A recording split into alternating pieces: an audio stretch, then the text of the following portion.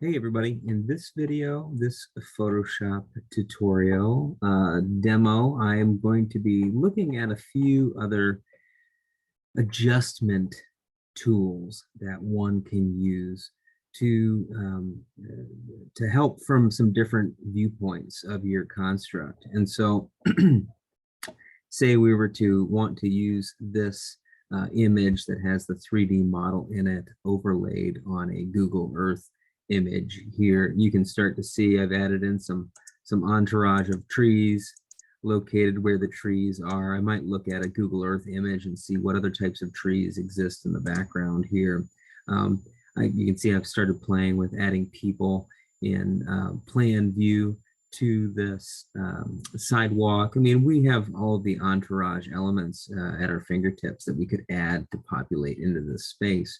But how could we, in the other tutorials, we've been looking at photographs taken from the human perspective, right? Photographs of the models or photographs of the constructs taken from if we were to be standing and looking up at the construct or within the construct, perhaps.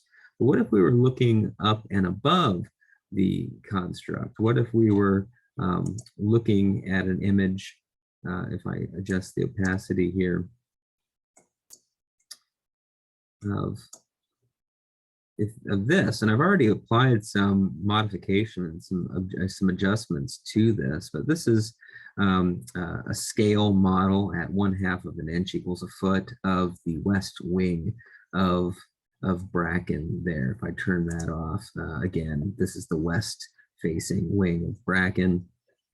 And here is a built scale model of that west wing. And so forgive the layer management that's happening over here on the side. I want to demonstrate not necessarily the layer management system, your focus there, but your focus on how we can do some simple adjustments to a photograph of our model and make it work from a bird's eye or an aerial perspective view. So let me turn that off here for a second. I can turn off a few of these other layers. And again, pay no mind to the messiness of this experiment here. What I'm really wanting us to get to is getting this to look correct. And then after that, being able to add some of these other elements to populate and add life to this scene. And so I'm going to turn this off here. If this was the base image that we start with, again, 11:17, you can see that I've desaturated this background here, and you can see that from this, right? If I turned off this adjustment layer for everything down below, here is the actual image, right? It's very, very bright, very red, orangey colored. And so, you know, in the last tutorials, you've seen me toning things down and desaturating a little. So that's what we've got going on there. So again, if we were to photograph our construct in this situation, it's about paying attention to the end in mind, right? So this was the base image we wanted to work with. Now let me file, place, embed an image that is really close to that same perspective. So here's that Bracken 3D West image that is loaded into the Photoshop file. And then down here are some construct photographs, documentation of that. And so I'll start with this one. I took a number of them, but here you go. We're entering in our photograph here, pressing enter. You can see over here on the layer tray here on the right hand side, I mentioned before in another tutorial, this little graphic at the corner of the image. It says that it's coming in as a smart object. We can right click that layer and just convert that to layers for right now. And that allows us to edit out things if we needed to. But let's look at this. So here's the original photograph compared to the photograph that I started to manipulate. Can you see some of the apparent differences here with just the overall shape of the outer edges of this photograph? That's because I started to apply some other layer transformation or some image transformations and some adjustments to this photo. So if we were to go to edit, transform, and before we've been using scale an awful lot. In the creation of this modified image down here, I've been using distort, skew, perspective. On occasion with entourage, perhaps you might use rotate. So there are a few other options available to us in order to modify the photograph to fit better the end goal of the context here of this Bracken 3D model site. Does that start to make sense? And so let's play with that. Let's turn on the new photo here. And eventually I will be needing to apply a clipping mask to this and remove all this background. But before I remove all of that background, let's line this up so that it is really close. You can see I'm a little off here. But for the most part, we're really close to what these dimensions would be, right? We're using the scale model of Bracken here in our photograph to line it up to the existing base of the Bracken image that we're trying to emulate or fit it into. And so let's start with that. What are some options we have? Well, we've played with opacity before. Let's maybe play with that a little bit now. Here we have a corner of the building tucked behind this piece of the construct here. I lose the other corner, but I have enough of a line to be able to understand that perspective a little bit better. I have this corner exposed, I have this corner exposed and visible, I have this corner visible. This corner gets lost in the shadows a little bit. But let's see if we have enough in this photograph to distort and transform to be able to match the image that we have in the back. So let's try that now. I'm going to click on opacity, and you see I keep using the slider here just over the word. You can see what's happening here. Now I'm starting to see the background image a little bit more. Maybe if I turn off hue and saturation, yep, that shows up a little bit better. So what can I do? I can use a combination of move to line things up. If I line up that top corner there, you can see I'm really close. It looks like I need to bring the scale of this image down a little bit and then probably use some distort tools as well. So let's start with what we're familiar with. Let's go to edit, transform, scale, and see if scaling this helps any. Notice what's happening to the picture. Maybe if I bring it there, click enter, and now with my move tool selected, that down a hair, really close. You can see that this this plane is really taking a dive into the building. We remember on the on the photograph here, we pointed out that this corner of the building is right behind that little piece of the construct there. And so I'm going to be mindful of that and mindful of this edge. Let's bring our opacity back down to something like this. 74, 75. That way I can see what's going on here. Let's try a different transform tool adjustment. Let's try distort and see what that happens. What happens with this? So with distort, it's not going to have the same effect as scale, and you'll soon notice. Watch what happens when I click and hold this grip. What can happen to the entire image here, or to click enter. So you could see that, right? Just by that middle grip and moving that, the whole image moves.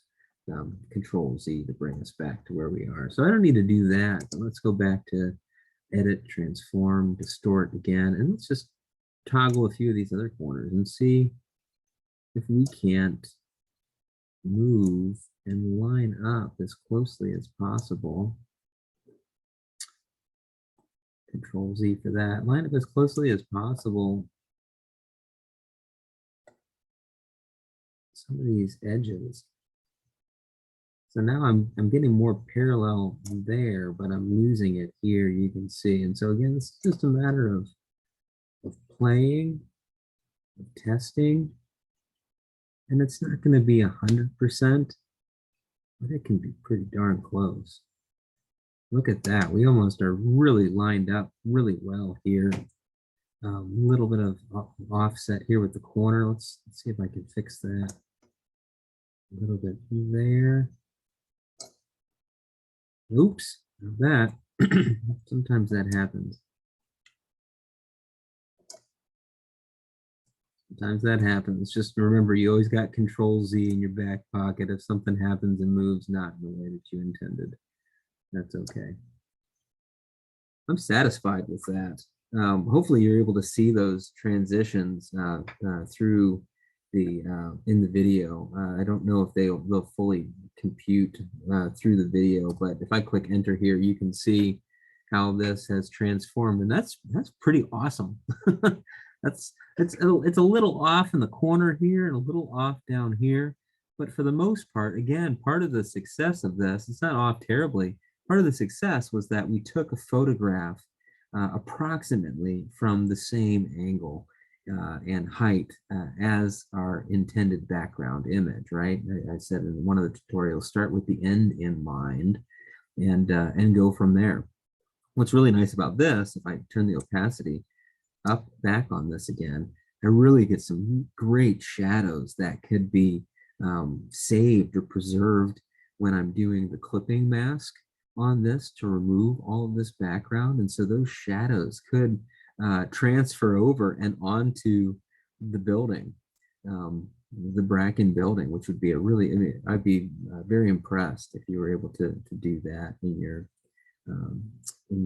graphic representation of this in that photo montage. But so pretty nice. That's a fun exploration. I'm going to delete this other layer that I had showed you before because I'm pretty satisfied with the way this lines up, and we don't have too much distortion, again, because we didn't have to manipulate this a ton to be able to get this effect.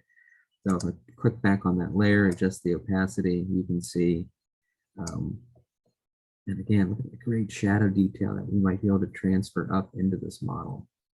After you make your clipping mask and make those adjustments, adding in of entourage is really going to make this pop. Maybe the sycamore tree in the front. Take a look at some other images on Google Earth to what the existing conditions are here. I think that would be really, really great. Turn on that that clipping mask, or excuse me, that adjustment layer there, potentially on the trees there, and you can start to see that there's a really nice, elegant picture that's being painted in this scene. And so I would align these all up in this way, playing with some of those other adjustments, edit, transform, skewing, distorting, playing with perspective, and then don't forget about scale, right? So you can go back and scale some of these things as well. Once you're satisfied, you've adjusted that transparency and to the back image, and you're satisfied with that, go back over to your layers and follow the same process. I would just turn everything off. And once you do that, get that one tree set off. Once you do that, you can bring your opacity back up and do the same thing that we did with clipping masks. You can go to edit, or excuse me, layer, a new layer mask that reveals all. So that's getting us set up there. And I would also add a layer, a little plus icon there, or I can add a new layer there. Drag that layer below, edit, fill. I like using the color. That contrasts the model. I'm going to stick with that cyan, or excuse me, that pink, that hot pink color. Click OK, click OK. And now the process starts again. Going through, selecting the mask layer for this, and then going through our object selection tools and our lasso tools. If I clicked on the quick selection tool, you can see that it's picking up that brown cardboard. We'd be able to even pick up the floor here. Look how great that does. We can start to create our clipping mask. In the background here.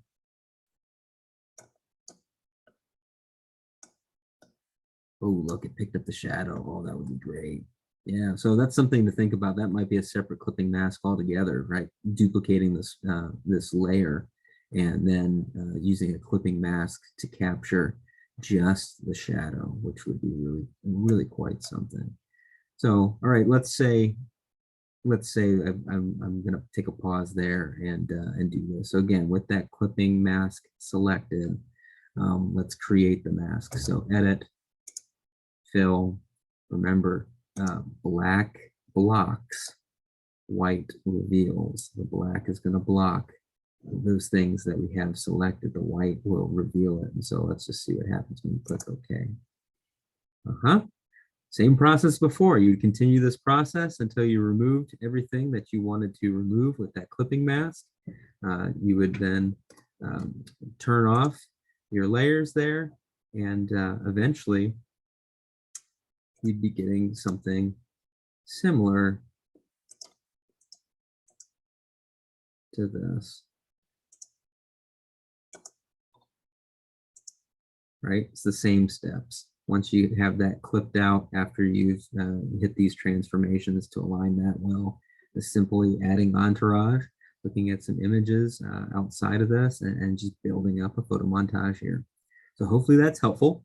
I think it will be, and I think you guys are all going to be rock stars at playing with these new Photoshop skills and tools. So much fun. Thank you so much for listening.